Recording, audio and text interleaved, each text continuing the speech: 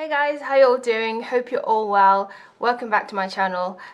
Today's video is going to be an update about where I've been for the last 6 months.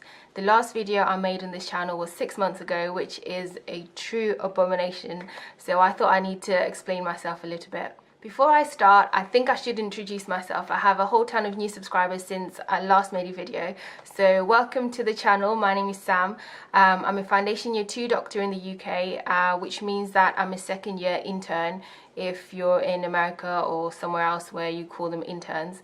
I'm working currently in obstetrics and gynecology, and I'll explain all of that, I guess, at some point. But yeah, welcome to my channel. As well as being a doctor, I sometimes make these videos talking about med school and being a doctor and all that sort of thing. And I also have a blog where I write a whole ton of other things, so you can check it out. I'll put the link in the description bar down below. So guys, if you've been watching me for a while, you know that the video I made 6 months ago was when I was doing general practice or GP.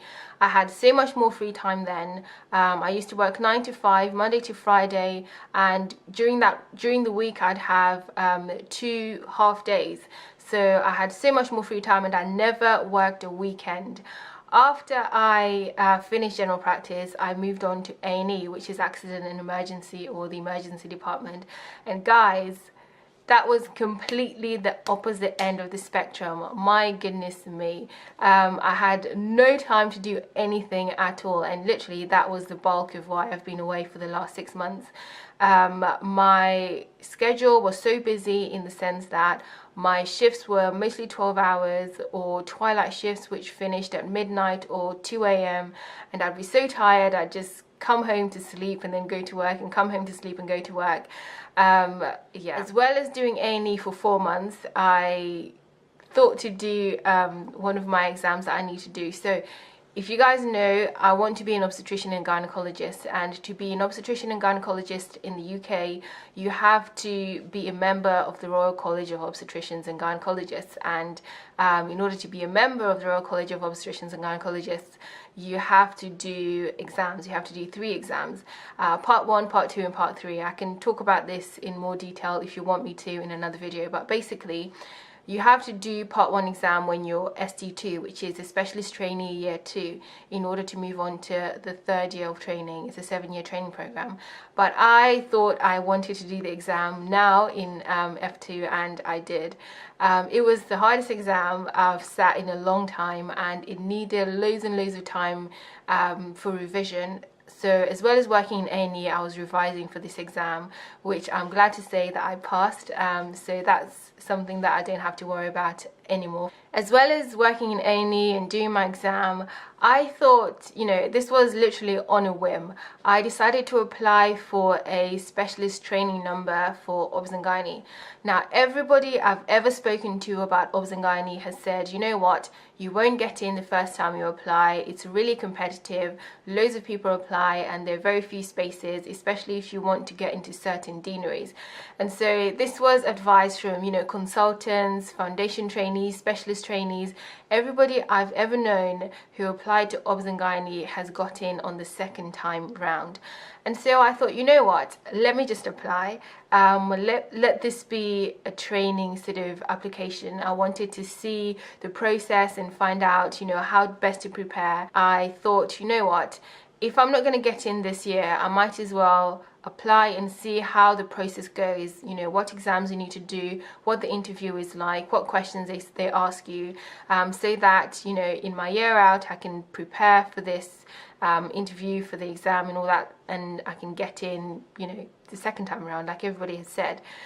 So when I applied, I wanted to apply properly, you know. I wanted to make sure my CV was okay. I wanted to make sure my exams were on point and all that sort of thing. So I wanted to have a proper go at this application, because if there was something that was missing from what I already had, I wanted to then work on that in my F3 year, which was the year that I was planning on taking after I finished foundation year 2. Sorry, this is so convoluted, but if you want me to explain properly, then by all means comment down below and I'll explain. So I decided to apply for a training number in obs and gynae as I said, thinking that I wasn't going to get in and whatever else, but I got in, and I got into a deanery that I wanted to get into. So it was a complete and utter surprise for me, but I'm so glad that I did. And imagine having to go through the process twice. I mean, and some people have to go through the process twice or 3 times, but I was really lucky that I guess the interviewers liked me, or maybe they were desperate for somebody.